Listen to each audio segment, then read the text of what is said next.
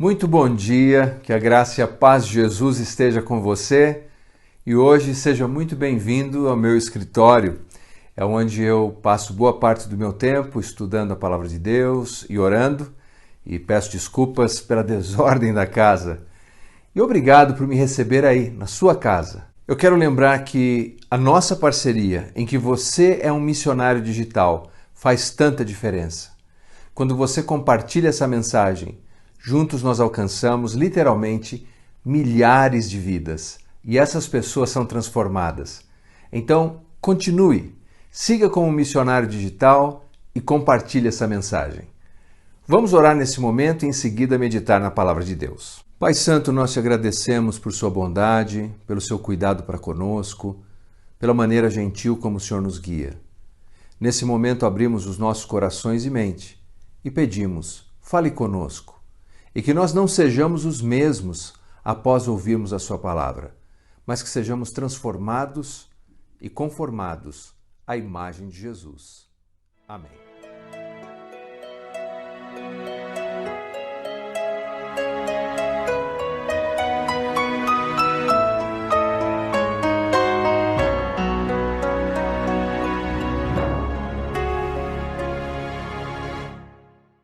Sem dúvida alguma, seria uma coisa estranha se um homem da minha idade continuasse bebendo num recipiente como esse, numa mamadeira.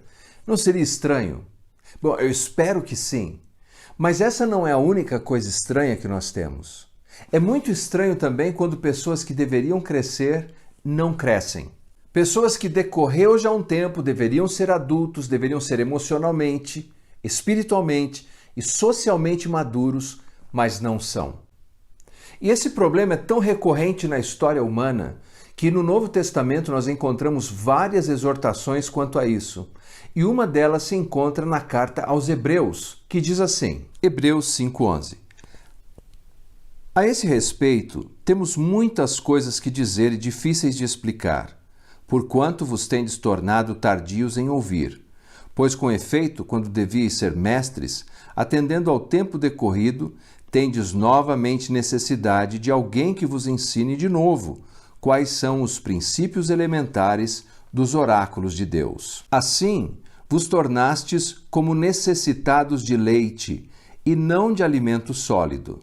Ora, todo aquele que se alimenta de leite é inexperiente na palavra da justiça, porque é criança, mas o alimento sólido é para os adultos, para aqueles que pela prática têm as suas faculdades exercitadas para discernir não somente o bem, mas também o mal.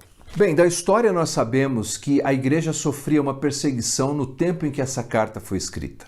Como o cristianismo era uma fé ilícita, ilegal, os judeus que haviam abraçado a fé cristã estavam sendo pressionados em todas as direções. É verdade que eles ainda não estavam sofrendo algum martírio, mas eles estavam sofrendo o espólio dos seus bens. E você sabe que quando as coisas apertam no bolso das pessoas, elas facilmente mudam. No caso deles, eles queriam mudar, de fato, eles queriam voltar. Eles queriam voltar para a velha religião do sistema veterotestamentário, com todos os seus sacrifícios e sacerdotes levíticos. E o autor da carta procura demonstrar a superioridade do Evangelho e, aliás, a superioridade de Jesus. Que Jesus é superior aos anjos, Jesus é superior a Abraão, a Moisés, a Arão. Jesus é superior. E a aliança que Jesus oferece é superior. No contexto desse capítulo que acabamos de ler, ele descreve Jesus como sendo um sacerdote superior, ou seja, alguém que pode representar os homens diante de Deus e Deus diante dos homens de uma maneira tão singular e incomparável. No entanto, o autor diz assim, eu tenho coisas profundas para dizer para vocês, mas não posso. E ele passa a explicar as suas razões. Ele diz que eles se tornaram tardios no ouvir. E com essa mensagem, ele passa a descrever que essa preguiça cognitiva que eles estavam demonstrando era porque continuavam sofrendo dessa inanição. Veja, ser uma criança é uma coisa muito boa, mas sofrer de inanição é um adoecimento. E nessa passagem ele descreve, olha, passou o tempo, vocês deveriam ser mestres, mas ainda não são. Quando ele descreve que passou o tempo, é como você olhar para a folhinha, literalmente, passou mês após mês, ano após ano, e ao invés deles amadurecerem e crescerem, eles continuam como bebês. Ele fala, vocês deveriam ser mestres. A palavra utilizada aqui pelo autor é didáscalos. No Novo Testamento, essa palavra aparece mais de 50 vezes. E 49 vezes é aplicada a Jesus. Jesus é o didáscalo. Jesus é o mestre. E a ideia é que o didáscalo, o mestre, o professor, não é alguém que transfere apenas informação, mas ele transfere também transformação. Não foi isso que fez Jesus ao apanhar aqueles pescadores rústicos, aqueles homens da Galileia, e transformá-los em apóstolos, em embaixadores do Evangelho? Jesus foi um mestre que não apenas transferiu informação, mas ele produziu transformação. E todos nós deveríamos caminhar nessa direção, porque de alguma maneira ou outra estamos influenciando as pessoas que estão à nossa volta. A pergunta é se o nosso comportamento e a nossa maneira de fazer as coisas está tornando aqueles que estão à nossa volta pessoas melhores ou pessoas piores. No versículo 12 e 13 ele diz, vocês têm a necessidade, vocês se tornaram necessitados. Ou seja, eles entraram num estado de tamanho empobrecimento pessoal e tamanha imaturidade que eles são agora necessitados. Sabe o que eles são? Sugadores.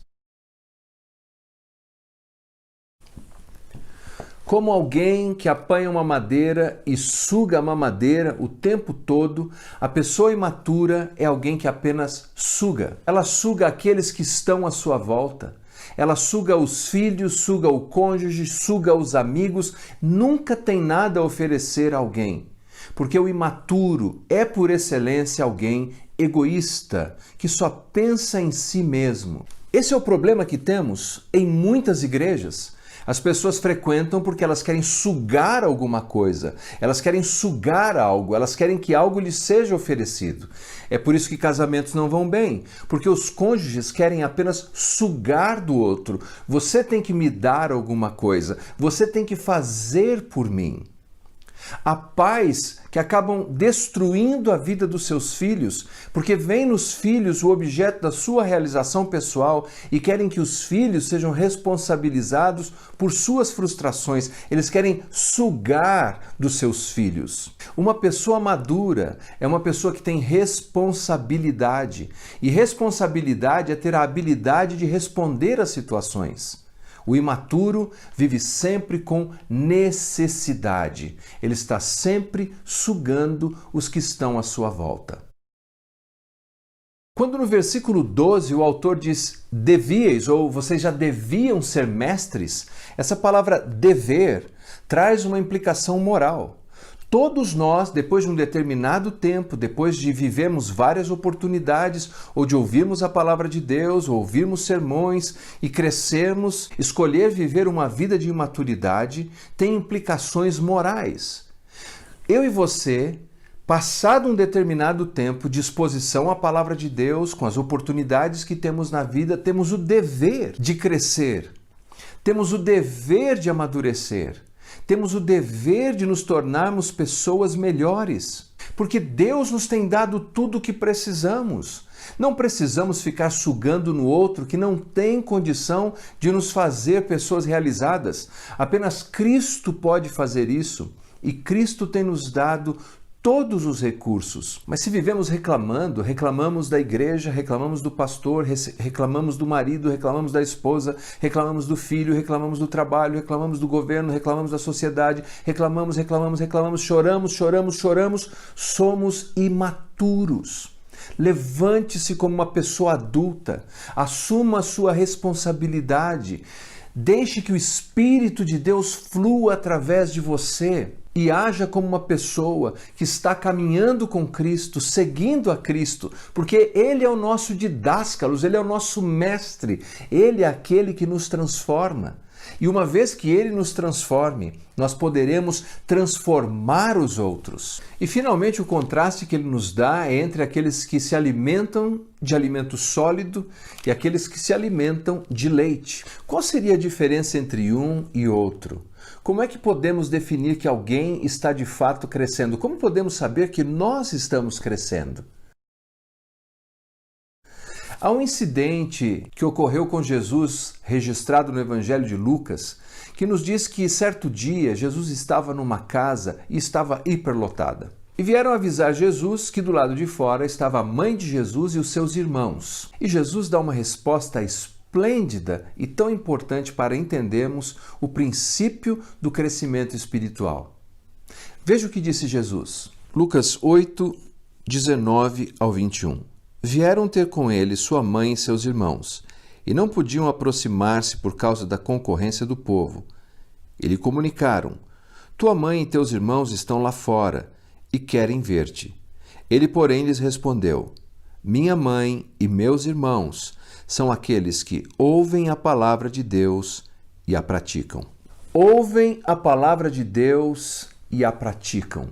Jesus não quer escribas, não quer doutores da lei, pessoas que têm muita informação ou muita teologia na cabeça, mas não têm ação. Jesus quer servos. E servos são pessoas de ação, não apenas de informação. São pessoas que aplicam a palavra de Deus. Crescimento espiritual tem como sinal vital não quanto você sabe, não quanto você conhece, não quanto de informação, mas quanto de ação. No mundo espiritual, o antônimo de ignorância não é conhecimento, é obediência. Então a pergunta que nos cabe responder é: quanto temos aplicado do que sabemos da palavra de Deus? Quanto temos colocado em nossas ações, no nosso dia a dia? Porque o final do texto aos Hebreus diz que o alimento sólido é para o adulto, que pela prática tem as suas faculdades exercitadas.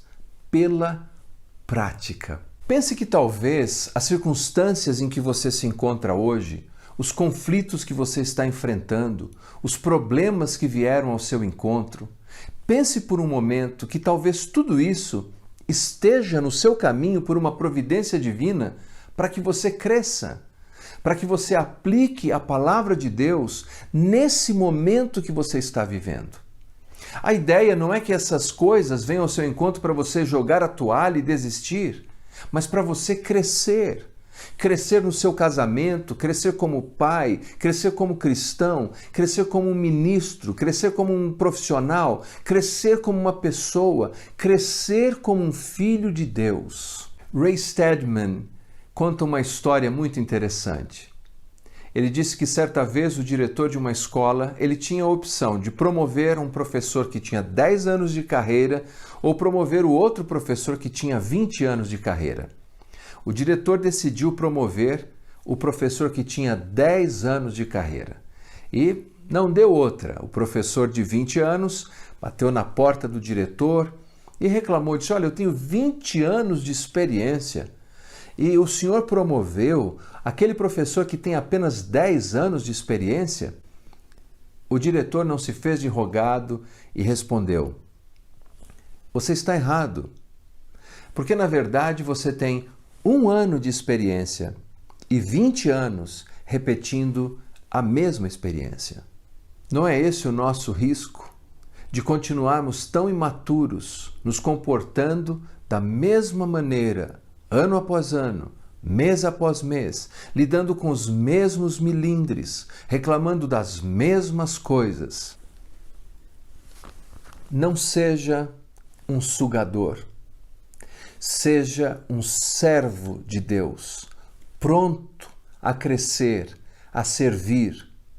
Porque se você assim agir, rios de água viva fluirão de você e você não precisará nunca mais ficar sugando aqui ou acolá.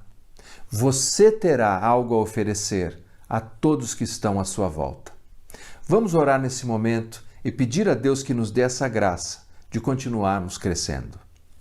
Pai, obrigado pela sua palavra, obrigado pela oportunidade de meditarmos sobre o valor e a importância do crescimento. Que o Senhor nos ajude a ouvirmos atentamente a sua palavra e a colocarmos em prática a sua palavra. Porque quando fazemos assim, quando pela prática exercitamos as nossas faculdades, Assim nos tornamos adultos espiritualmente. Ajude os meus irmãos a enxergarem as circunstâncias em que estão inseridos como instrumentos teus para que possamos crescer. No nome santo de Jesus que oramos. Amém e amém. Mais uma vez eu agradeço pela sua atenção e encorajo você a ser um missionário digital compartilhando essa mensagem. Nós teremos ainda um recado e um louvor. Fique conosco até o encerramento desse nosso culto. Deus te abençoe. Graça e paz, meu irmão, bom dia. Olha, mais uma vez nós agradecemos pela oportunidade que nos deu de compartilhar a palavra e poder fazer isso na tua casa. Privilégio único, viu? E te agradecemos muito, muito mesmo pela tua fidelidade e por caminhar conosco. Nós guardamos sempre o entregar a Deus todo o nosso ser com alegria e com toda a nossa essência. Dentro disso, nós te convidamos agora a ofertar na casa do Pai. Existe a história em Lucas de uma viúva que entregou tudo que tinha e Deus ali enxergou o tamanho da fidelidade daquela senhora. E Deus fez questão de colocar aquela história em sua palavra. Nós sabemos que muitas pessoas estão passando por dificuldades financeiras. Se for o teu caso, entre em contato conosco, porque nós vamos fazer o nosso melhor para te ajudar a vencer esse trauma, a vencer esse período. Caso contrário, seja fiel, entrega a tua oferta, entrega a tua melhor parte de todo o teu ganho, porque assim pede a palavra do Senhor. E aí, juntos, como uma comunidade muito bem ajustada, nós vamos abrigar as pessoas, nós vamos levar a palavra distante para que todos possam conhecer a alegria de se entregar para Jesus Cristo. Olha, queria terminar aqui te relembrando o seguinte: temos agora uma nova igreja bíblica, uma igreja virtual, uma igreja online, que tem uma programação específica e que está sendo preparada com muito carinho para a tua vida. Então presta atenção nos recados que virão, principalmente no vídeo que virá agora, e se atente, siga-nos no YouTube, Facebook, Instagram, porque lá nós temos um recado especial de Deus para a tua vida. Amamos vocês, amamos a Deus e em nome de Jesus, como um corpo muito bem ajustado, juntos, glorificando ao Senhor. Fica na paz. E temos culto agora, às 6 horas da tarde. Vem com a gente, sobe, bora adorar.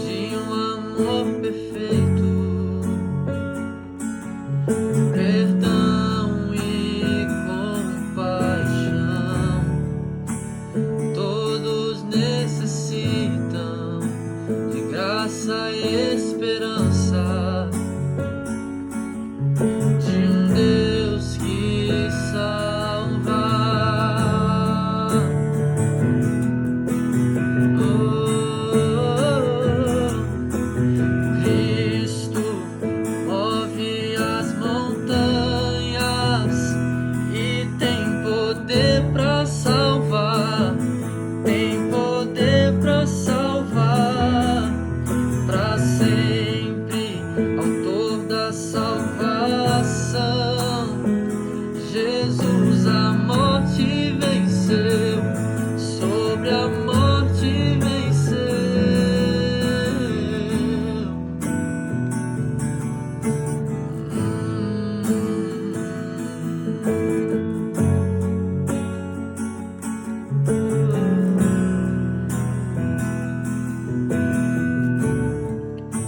Aceita com os medos, falhas e temores, enche o meu viver, a minha vida entrego pra seguir teus passos, a ti me rendo.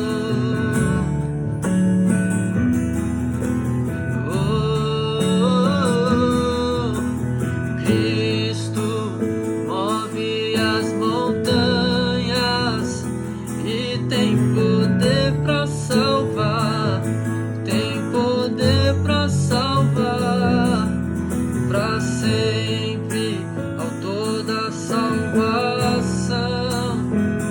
Jesus a morte venceu, sobre a morte venceu. Possa o mundo ver brilhar a luz, cantamos para a glória do Senhor Jesus. Cristo, possa o mundo ver brilhar a luz, cantamos para a glória do Senhor Jesus. Cristo move as montanhas